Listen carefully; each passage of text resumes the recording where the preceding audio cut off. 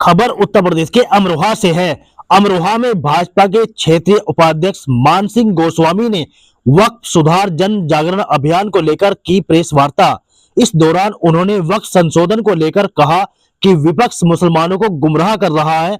उन्होंने कांग्रेस के राष्ट्रीय अध्यक्ष मल्लिकार्जुन खड़गे पर भी निशाना साधते हुए कहा कि केवल भूमाफिया केवल मुसलमान ही नहीं, कांग्रेस के राष्ट्रीय अध्यक्ष मल्लिकार्जुन खड़गे भी हैं।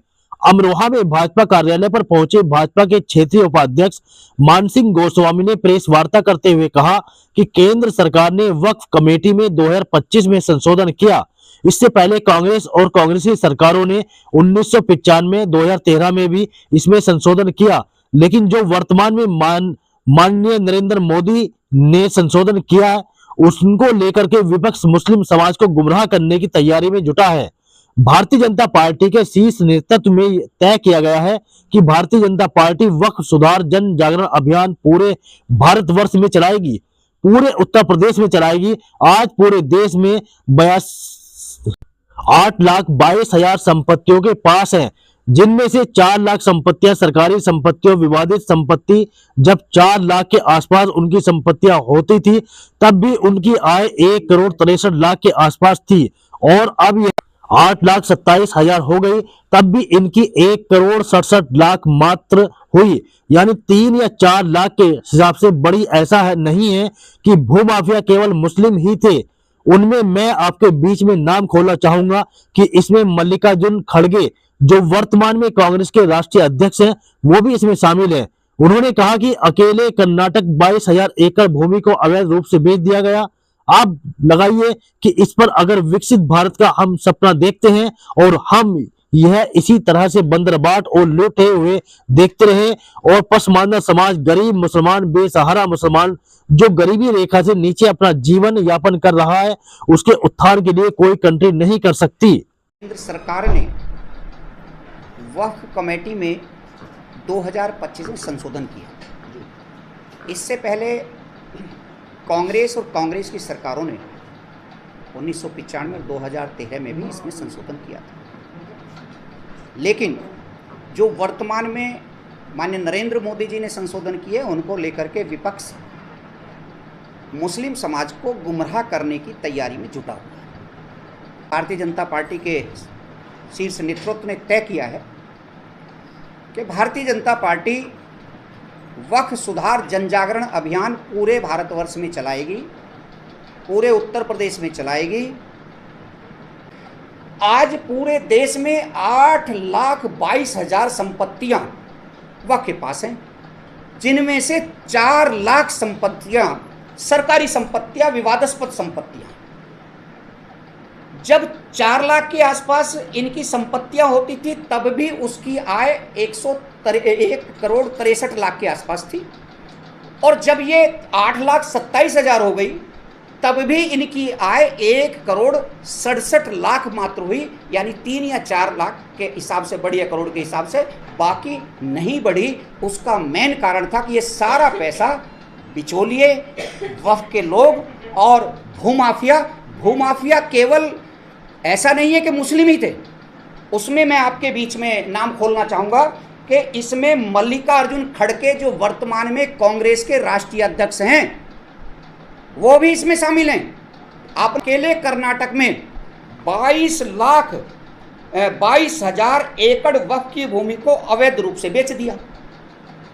आप लगाइए कि इस पर अगर विकसित भारत का हम सपना देखते हैं और हम ये इसी तरह से बंदरबाट और लूट होते हुए देखते रहे, और पसमानदा समाज, गरीब मुसलमान, बेसहारा मुसलमान जो गरीबी रेखा से नीचे अपने जीवन को यापन कर रहा है, उसके उत्थान के लिए कौन सोचता। मैं गर्व के साथ कहता हूं कि जो मोदी साहब ने किया है वो दुनिया में कोई कंट्री नहीं कर सकती, और मुसलमान का इससे बेहतर उत्थान कोई और रास्ता नहीं है।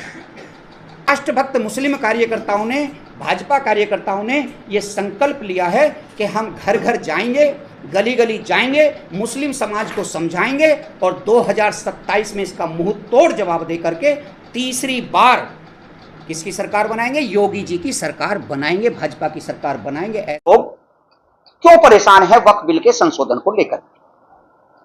सीधा सीधा माननीय नरेंद्र मोदी जी ने राष्ट्र हित में जो एक लक्ष्य तय किया है कि 2047 तक हम भारत को विकसित देश बनाएंगे और इसके विकसित बनाने में जो जो मूल आवश्यकताएं पड़ेंगी समाज को उठाने में, वो हम सब काम करेंगे। इसी को लेकर के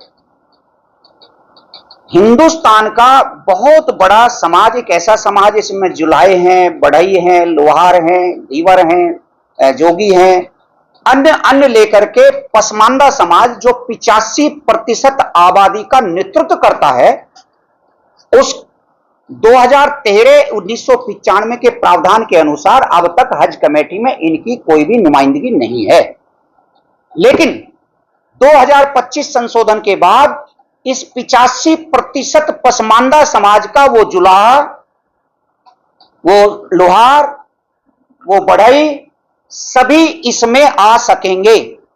और जो आपस में इस समाज में खींचतान थी, एक दूसरे की संपत्ति मतलब दान देना, वो स्वयं ना दे करके एक दूसरा भूमाफिया एक पत्र लगाता था वक्फ कमेटी में। वक्फ कमेटी जांच करती थी और जांच के बाद अगर उसमें थोड़ी बहुत अपनी एनर्जी है या सपोर्ट मिली तो ज्यादा से ज्यादा वो वक्फ ट्रिब्यूनल में जाता था और अपनी बात को कहता था। लेकिन वक्फ ट्रिब्यूनल में भी वही लोग थे, भूमाफिया, जिन्होंने इस जमीन पर मॉल बनाने का काम किया, बड़े बड़े टावर खड़े करने का काम किया और जिसकी आय या रेंट 20,000 रुपए प्रति माह होना चाहिए था और वो 20,000 प्रति माह इस पसमानदा समाज के उत्थान में लगना था, इस गरीब मुसलमान के लोहार कुम्हार के बीच में लगना था, वो इनको नहीं लगा। वो कुछ भूमाफिया और वक्फ बोर्ड के उन गुंडों ने उस धन का बंदरबाट करते हुए 5 रुपए प्रति माह के हिसाब से उस कॉम्प्लेक्स को बेचने का और देने का काम किया। मोदी जी ने इसी में संशोधन किया है कि अगर इस प्रकार से कोई करेगा तो उसके लिए प्रशासनिक दरवाजे खुले हैं और कोर्ट के दरवाजे खुले हैं, लेकिन गरीब का हक गरीब को मिलना चाहिए। गरीब की संपत्ति पर इन भूमाफियाओं की नजर नहीं होनी चाहिए। अगर कोई नजर रखता है तो उसकी जांच प्रशासन करेगा। यही 2025 का महत्वपूर्ण संशोधन में अंग है। अब इसी को लेकर के हम आगे चलते हैं। आज पूरे देश में 8,22,000 संपत्तियां वक्फ के पास हैं, जिनमें से 4 लाख संपत्तियां सरकारी संपत्तियां, विवादास्पद संपत्तियां। जब 4 लाख के आसपास इनकी संपत्तियां होती थी तब भी उसकी आय 1,63,00,000 के आसपास थी और जब ये 8,27,000 हो गई तब भी इनकी आय 1,67,00,000 मात्र हुई, यानी 3 या 4 लाख के हिसाब से बढ़ी है, करोड़ के हिसाब से, बाकी नहीं बढ़ी। उसका मेन कारण था कि ये सारा पैसा बिचौलिए, वक्फ के लोग और भूमाफिया केवल ऐसा नहीं है कि मुस्लिम ही थे, उसमें मैं आपके बीच में नाम खोलना चाहूंगा कि इसमें मल्लिकार्जुन खड़गे जो वर्तमान में कांग्रेस के राष्ट्रीय अध्यक्ष हैं, वो भी इसमें शामिल हैं। आपने राष्ट्रीय डिबेट में देखा होगा कि आप लगाइए कि अकेले कर्नाटक में 22,000 एकड़ वक्फ की भूमि को अवैध रूप से बेच दिया।